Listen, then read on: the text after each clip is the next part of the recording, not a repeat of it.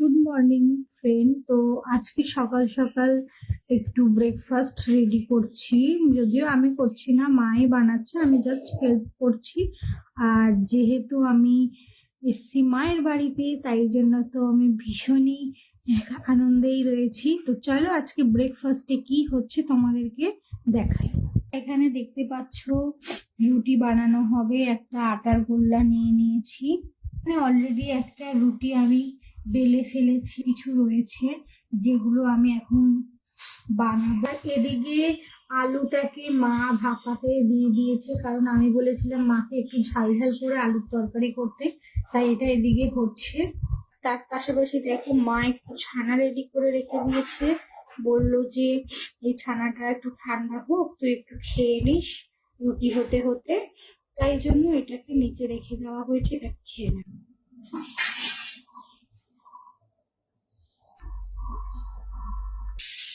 তো বন্ধুরা, রুটিগুলো হয়ে গেছে দেখতেই পাচ্ছ, আর এগুলো আমি সব ধুয়ে নিয়েছি। আর আজকে রুটিগুলো একদমই ভালো হয়নি, কারণ গরম জল দিয়ে মেখে করেছি। জানি না গরম জল দিয়ে মেখে করলে আমার কেন রুটি ভালো হয় না, এমনি ঠান্ডা জল দিয়ে মাখলে রুটি বেশ ভালোই হয়। তো কি আর করা যাবে, মন খারাপ করে লাভ নেই, এগুলোই খেয়ে নেবো, কারণ ভীষণ খিদে পেয়েছে। আর এদিকে চলো তরকারি রান্না হচ্ছে দেখো। মা বসিয়ে দিয়েছে তরকারি, পেঁয়াজ ফোড়ন দিয়ে দিয়েছে, এই যে সিদ্ধ করে রাখা আলুগুলো।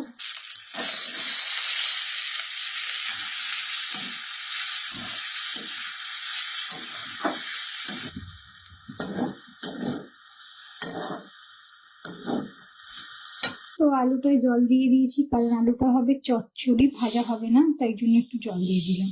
বন্ধুরা দেখো আলু চচ্চড়ি হয়ে গেছে। তো এবার রুটি দিয়ে আমি খাবো, গরম গরম রুটি দিয়ে।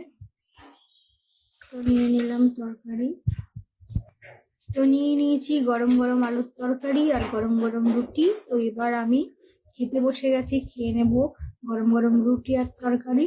আর ওয়েট করা যাচ্ছে না, কারণ ভীষণই খিদে পেয়েছে। তো চলো বন্ধুরা, আমি খাবারটা খেয়ে নিই, তোমাদের সাথে দেখা হচ্ছে নেক্সট অন্য একটা ভিডিওতে। টাটা।